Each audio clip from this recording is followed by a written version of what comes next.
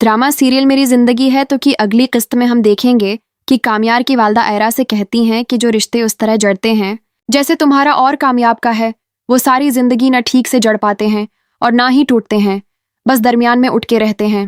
वो उसे समझाते हुए कहती हैं कि कई साल की सजा से बेहतर है कि रास्ते जदा कर लिए जाएं। तुम्हें चाहिए कि तुम उससे अलहदा हो जाओ।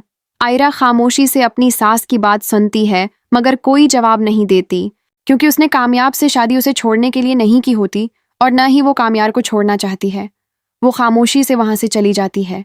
वहीं कामयाब फारिया के पास जाता है और इससे अपनी बात शेयर करता है, जिस पर फारिया उसे समझाते हुए कहती है कि तुम दो किश्तियों पर सवार नहीं रह सकते। कामयाब, तुम्हें एक का इंतखाब करना पड़ेगा। अगर तुम खुश नहीं हो तो सब कुछ खत्म कर दो।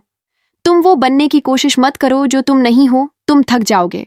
फारिया उसे बहुत समझाती है ताकि वो आयरा से अलहदा हो जाए।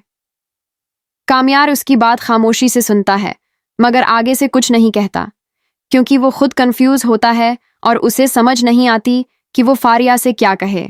इधर आयरा अस्पताल जाती है। इसकी ड्यूटी होती है जहां इसे अपना वही पुराना दोस्त मिलता है जो उसे पसंद करता था। वो आयरा के पास आता है और कहता है कि मुझे तुमसे एक बात पूछनी है, जिस पर आयरा बेजारी से कहती है कि पूछो। वो इससे पूछता है कि क्या तुम खुश हो, मगर आयरा के पास इस बात का कोई जवाब नहीं होता और न ही वो उसे जवाब देती है, क्योंकि वो सच नहीं बता सकती कि वो खुश नहीं है। वो नहीं चाहती कि उसकी और कामयार की बात किसी दूसरे को पता चले। फिर आयरा घर जाती है और सारी बातों को सोचते हुए कामयाब से बात करने का फैसला करती है। वो उसके पास आकर कहती है कि माना माजी सामने आ जाता है, तल्ख यादें भी सामने आ जाती हैं, मगर जिंदगी में आगे तो बढ़ना है ना, इधर ही तो नहीं रह सकते। मगर कामयाब उसकी कोई बात नहीं सुनता और उसे नजरअंदाज कर देता है। अब आप सबको क्या लगता है, क्या कामयाब के दिल में आयरा के लिए दोबारा मोहब्बत पैदा हो सकेगी या फिर आयरा की सारी कोशिशें जाया जाएंगी?